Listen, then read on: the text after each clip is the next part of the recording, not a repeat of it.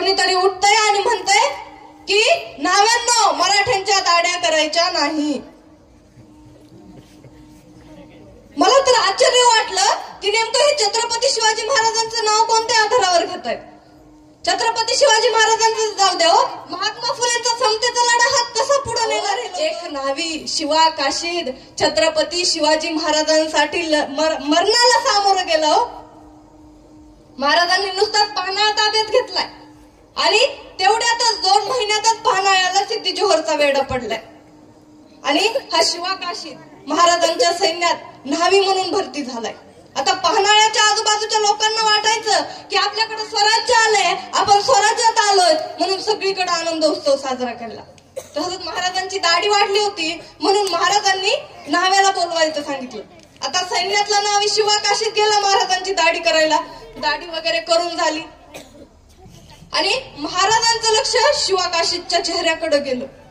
अगदी महाराजांसारखं शरीर, चेहराही महाराजांसारखा, दाढीही महाराजांसारखी. आणि महाराजांनी त्याला विचारलं, नाव काय तुमचं? बघा, महाराज कोणालाही अरे तुरे करत नव्हते. महाराज प्रत्येकाला आवाजावं बोलत होते. नाव काय तुमचं? शिवा काशीद म्हणतोय शिवाराज. महाराज म्हणतात काय काम करता? काही नाही राज, आपल्या सैन्यातच वाटीत पाणी सदा आमदानी. महाराज म्हणले ठीक आहे, आजपासून तू हे काम सोडलं, तू आमच्या सोबत राहायचं. शिवा काशीद म्हणतो काय राज, काय गरीबाची मजाक करता? अहो सैन्यात आहे की मी. अहो वेळ पडली तर ही कात्री नाही, हातात तलवार घेऊन बी लढल की. नाही शिवा, तू उद्यापासून आमच्या सोबत राहायचं. ठीक आहे राज, जसा तुमचा हुकूम. पण काय करायचं राज, मी काय काम काय करायचं? तेव्हा शिवाजी महाराज म्हणले काही नाही, फक्त आमच्यासारखे कपडे घालायचे, आम्ही जसं चालतो तसं चालायचं, आम्ही जसं बोलतो तसं बोलायचं, आम्ही जसं वावरतो तसंच सेम. याच्या पलीकडे तुम्हाला काहीच करायचं नाही. आता सिद्धी जोहरच्या वेढ्यातून बाहेर जाण्यासाठी महाराजांचं नियोजन ठरत होतं.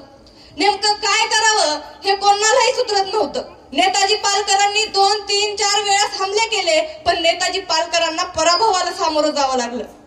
आणि अशा वेळी सिद्धी जोहरच्या वेड्यात शिवा काशीदला पाठवण्याचं ठरवलं. महाराजांनी शिवा काशीदला बोलून घेतलंय आणि महाराज म्हणतायत काय शिवा कसा आहे? अहो राजा कसा नाही, लय बरा आहे. तुम्ही सांगा सिद्धीच्या शामियानात म्या कधी जायचं? महाराजांना आश्चर्य वाटले की शिवा काशीदला काहीच माहित नाही, हा सिद्धीच्या शामियानात जाण्याच्या बाता मारतोय. तसं महाराजांनी शिवाला कडकड मिठी घातली आणि महाराजांचे अश्रू शिवाच्या पाठीवर पडले. आणि शिवा तसा म्हणतोय अहो राजा तुम्ही रडताय कशाला? अहो आता द्या की हिडा, आता जातो त्या सिद्धीच्या शामियानात. कधी जायचं तुम्ही फक्त सांगा. आणि सिद्धीच्या शामियानात प्रति शिवाजी म्हणून शिवा काशीदांना जायचं ठरलं. 2 पालख्या पन्हाळ्यावरून निघाल्यात. एक शिवाजी महाराजांची घोडखिंडी मार्गे विशालगडावर आणि एक शिवा काशीदांची सिद्धी जोहरच्या भेटीला. सिद्धी जोहरच्या वेड्यात सिद्धी जोहरच्या शामियानात शिवा काशीद गेलेत. 1-2 तास गेले, चर्चा चालू आहे. सिद्धी जोहरला किंचितही शक आला नाही की हे प्रति शिवाजी आहेत, हे शिवाजी महाराज नाहीत. त्यांनी शिवाजी महाराजांचं स्वागत केलं आणि अशातच शिवाजी महाराज सिद्धीच्या शामियानात आलेत आणि खूप वेळ सिद्धीशी गप्पा मारतेत. ही बातमी अफजल खानाचा मुलगा फाजल खान याला कोणीतरी दिली. आता हा विचार करतोय अरे बाबा शिवाजी महाराज एवढ्या वेळ कसे आणि एवढ्या वेळ थांबून सुद्धा सिद्धी जोहर जिवंत आहे, ही सगळ्यात मोठी आश्चर्याची गोष्ट आहे. माझ्या बापाचा तर 1 मिनिटातच काढता काढला होता. नेमकं काय शिस्त आहे काय? म्हणून तो सिद्धीच्या शामियानात गेला आणि म्हणला तुम्ही शिवाजी राजे आहात का? शिवा काशीद म्हणतोय होय आम्हीच शिवाजी राजे. आता या खानाला पूर्ण डाऊट आला होता की हा शिवाजी महाराज नाहीयेत, कारण की ज्या वेळी प्रतापगडाच्या पायथ्याला शिवाजी महाराजांनी अफजल खान पाडला होता त्यावेळी अफजल खानाचा निष्ठावंत वकील कृष्णा भास्कर कुलकर्णी यांनी महाराजांच्या डोक्यावर वार केला होता आणि ते निशाण महाराजांच्या डोक्यावर होतं. तो फाजल खान म्हणतोय जर तुम्हीच खरे शिवाजी असाल तर तुमच्या डोक्यावरती निशाण असेल. आणि तशी शिवा काशीदांच्या डोक्यावरची पगडी हटवण्यात आली. तसा शिवा काशीदांचा माथा उघडा पडला आणि निशाण दिसलं नाही. सपाट सपाट तलवारीचे वार झाले. तरी फाजल खान विचारतोय सांग आता तरी सांग कोण आहेस तू आणि का मरतोयस? सांग तुला जीवदान देतो आम्ही, सांग तू कोण आहेस? तरी शिवा काशीत म्हणला, नाही मी शिवाजी राजे. तशी सिद्धी जोहरची तलवार चालली, पोटात खुपसली तशी उभी तरळ टिरली.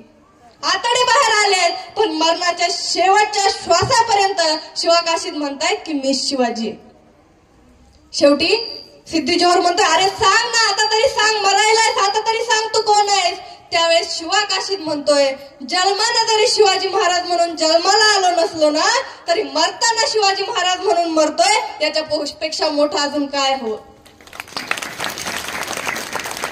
ही निष्ठा महाराजांच्या स्वराज्यात होती. आता शिवा काशीत तिथं शहीद झालेत, महाराज विशाळगडावर पोहोचलेत आणि महाराजांना बातमी कळली की शिवा काशीत गेले.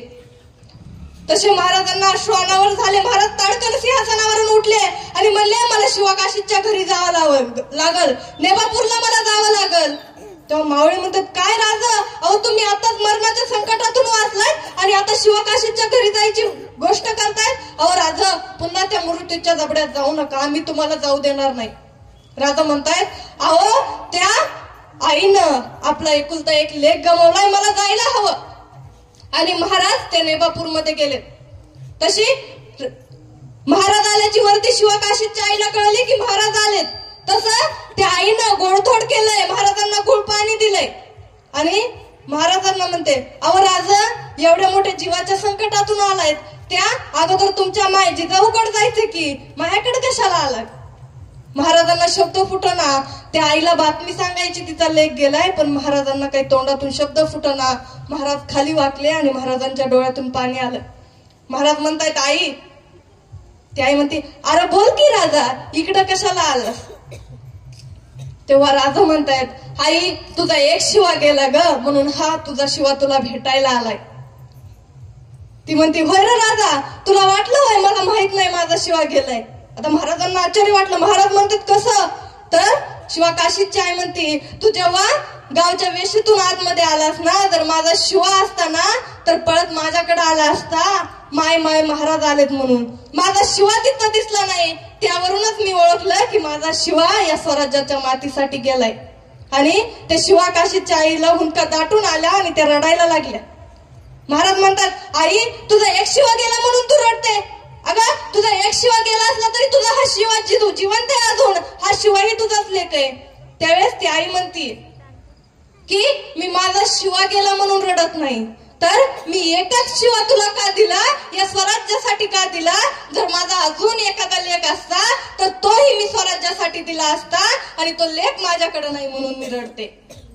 तशी शिवा काशीची बायको घरातून बाहेर येते आणि म्हणते, आत्या अहो मी काय तुमची लेख नाही का, माझं धनी गेलं म्हणून काय झालं, मी लढेन स्वराज्यासाठी. काय पत्नी असेल ती.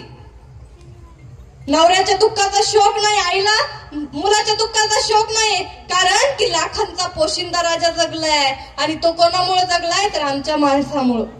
आणि ही शिवा काशीची बायको पहिली मराठ्यांची सैनिक म्हणून पन्हाळ्यावर प्रत्यक्ष लढली. हा स्वराज्यातील स्त्रियांचाही वारसा आहे.